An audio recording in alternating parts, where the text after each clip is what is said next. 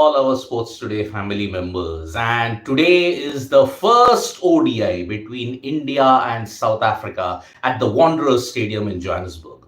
It's kind of a new chapter that we are going to write now because 28 days later, you are going to play the ODI after that November 19th heartbreak. After the November 19th heartbreak, this new team under the leadership of KL Rahul will be looking to ensure that they get going. And KL Rahul has got a redemption story if you have to look at it.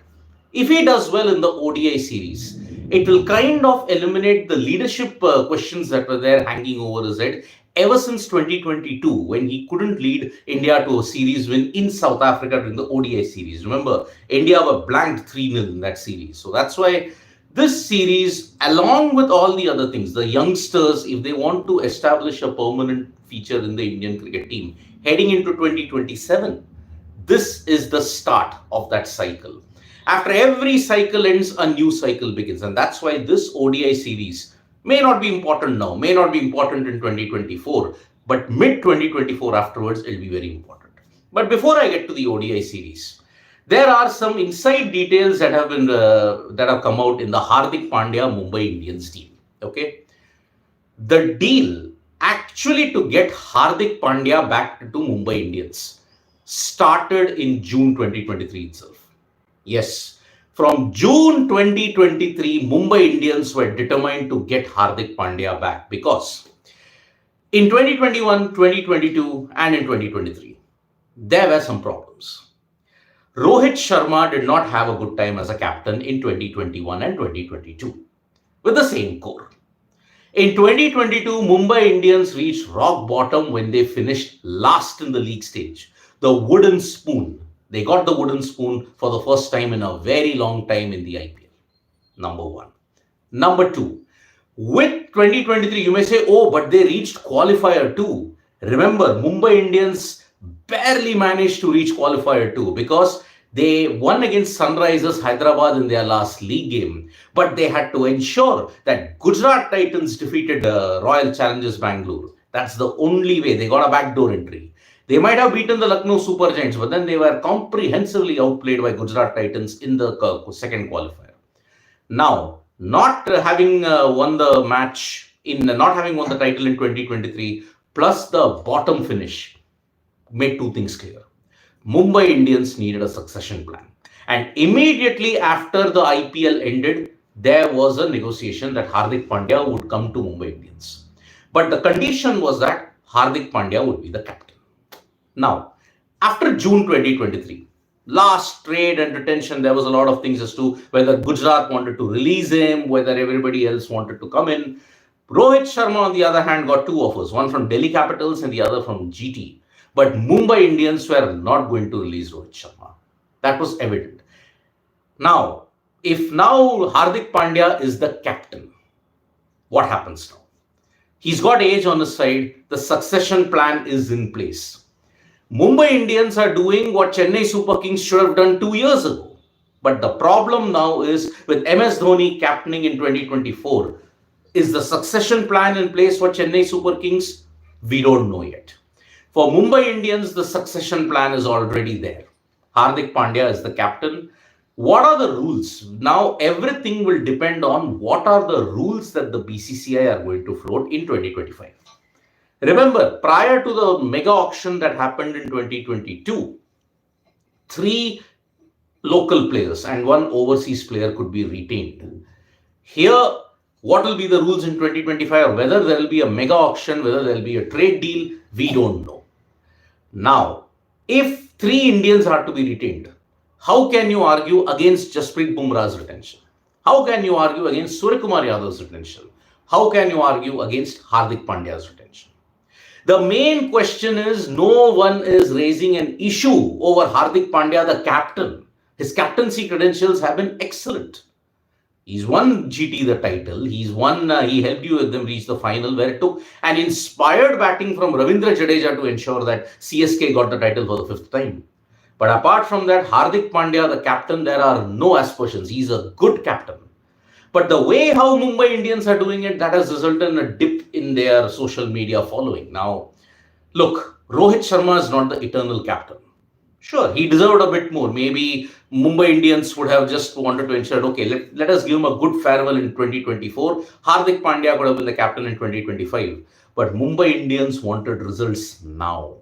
And that is why the deal to get Hardik Pandya in was all because he wanted to ensure he wanted to become the captain.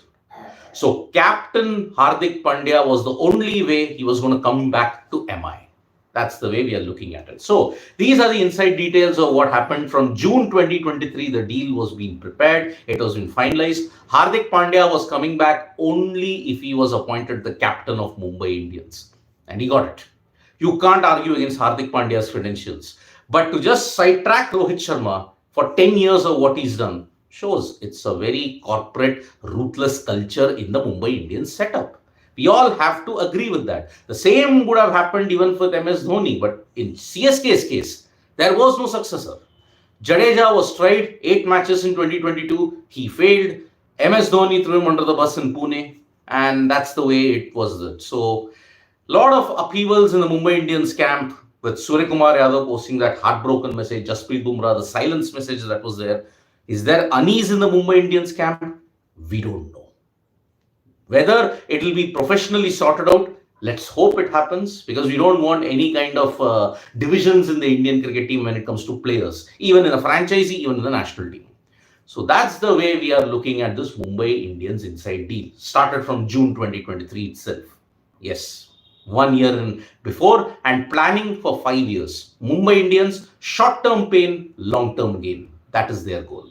Now, when you look at other sports, Pakistan have made a breakthrough in the Perth test against Australia, wherein they have gotten rid of Steve Smith, but their lead is well past 300. And batting is not becoming easier on this Perth wicket. So the Optus Stadium wicket will assist the bowlers on day 4 and day 5. And Pakistan will have an uphill task anyways.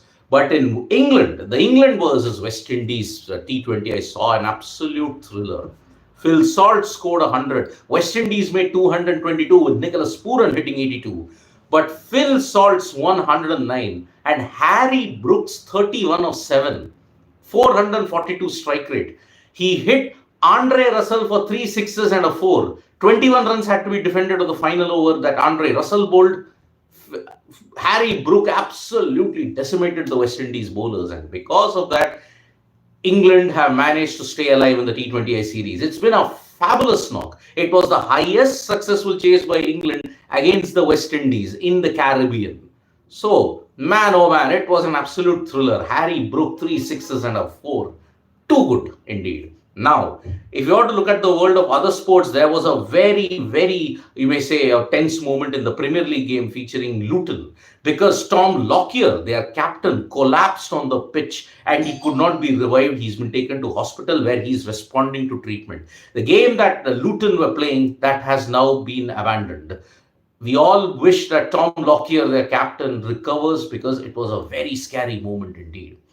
If you have to look at what is happening in the FIH Pro League at this point in time, in the Five Nations tournament in hockey, India are taking on Spain. India are currently playing at this point in time. So it will be very interesting as to what the result is. Remember, the India junior team, both women and men, did not come up good. 9th position for the India women's team in Chile, 4th position for the India men's team in Kuala Lumpur. So that's why a lot of problems indeed. Now, focusing on the ODI.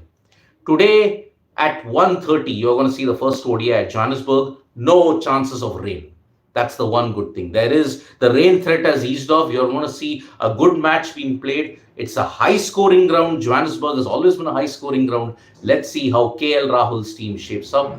Rituraj Gaikwad, Shreyas Iyer will be there. Shreyas Iyer, by the way, remember, will only be there for this game. After that, for 2 matches, he's going to play for India A in order to prepare for the test matches there. So that is the current situation that we have got. KL Rahul will be hoping that, yes, let us ensure that we start the ODI leg on a high.